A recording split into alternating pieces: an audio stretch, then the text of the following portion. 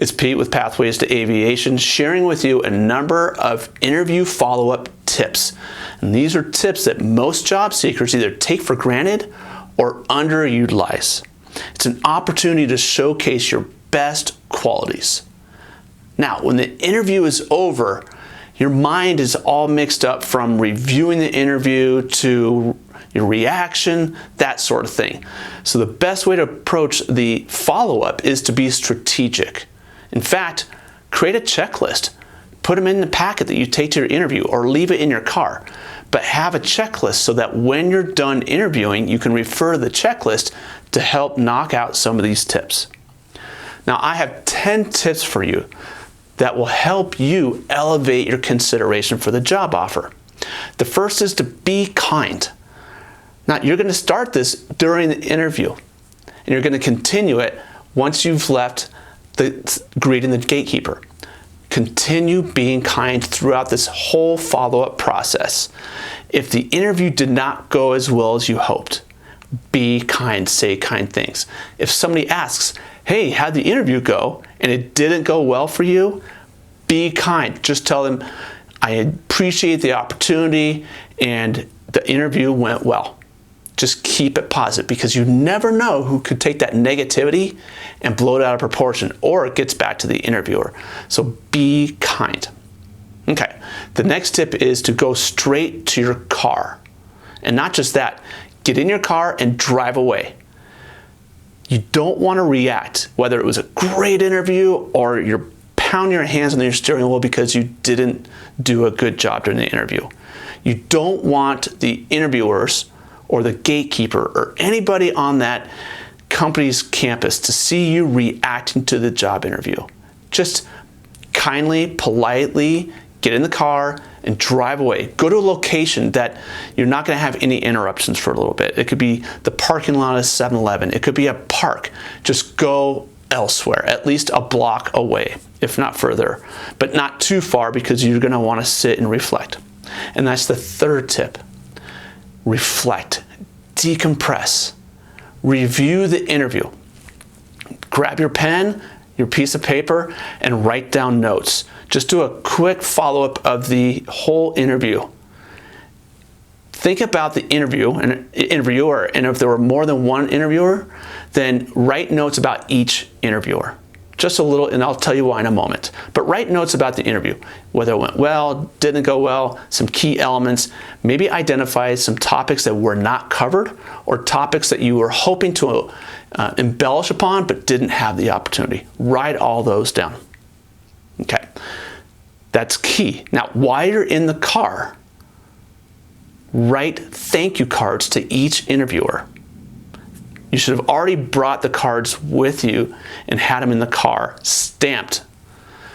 Write kind cards. I'm very appreciative for the interview. Thank you very much for the opportunity, and I look forward to hearing from you very soon. Keep it general. Place those cards in the mail. Now, they're going to take 2 to 3 days to process and get to the recipient. If you don't have an address, use the company's address. Okay? But you should have, if you collected business cards, you should have their address on the business card. But go through that. Nobody ever mails cards. Take advantage of it. You can stand out and look good. Okay, next, notify your references. And you want to do this within 1 hour. Give them a quick phone call. There are only 3 of them. Again, it'll be another reminder that they may be receiving a phone call from the employer. That employer may actually call within the hour. So you're going to want to get to those references quick. Now, by calling them, you can have an exchange and you can share with them how the interview went. I would stay kind, be positive, because if you share anything negative, they could share that information on with the interviewer. Okay? And if there were elements of the interview that you really wanted to expand upon, you can share that with your reference, who may just then turn and share that with the interviewer. Take advantage of that opportunity. Again, within an hour. All right, next, send an email to the interviewer.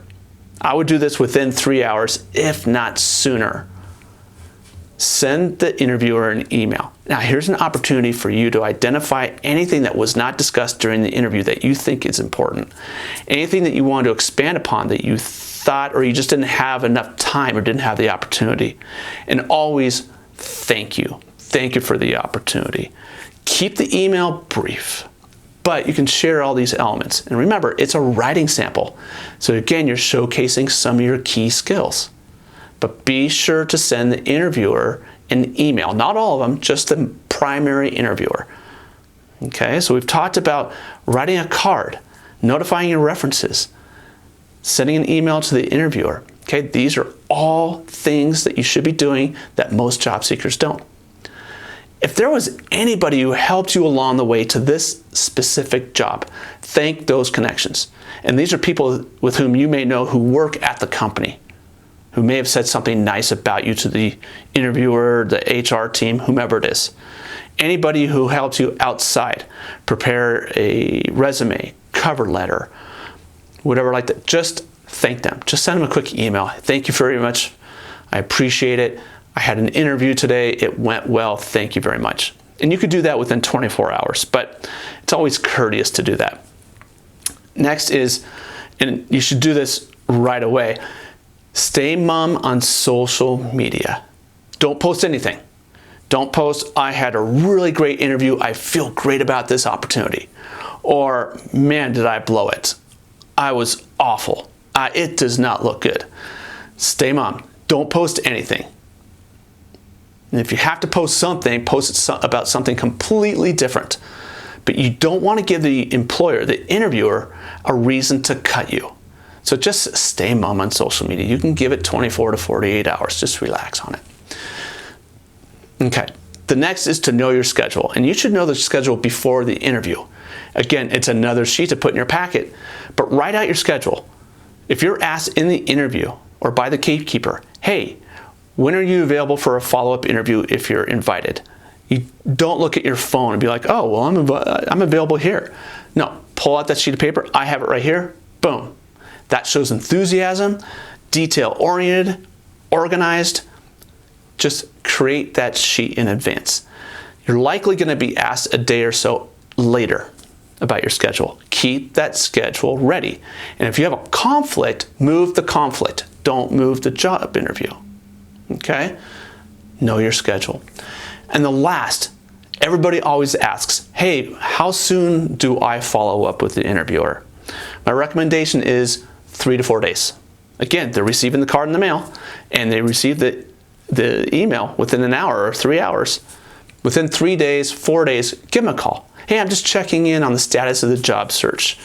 What's the timeline, the hiring timeline that you guys are using? It's also an opportunity for you to answer any unanswered questions that didn't happen during the interview or to embellish upon anything that they want more information about. Okay? But it's okay to follow up within 3 to 4 days. I'm Pete Parker with Pathways to Aviation. Our whole goal is to help you land the job of your choice. And these post follow-up interview tips should help you elevate your chances, especially if the interview didn't go that well. The way you respond, the way you follow up from the interview could actually increase your chances of another interview or receiving that job offer. Good luck.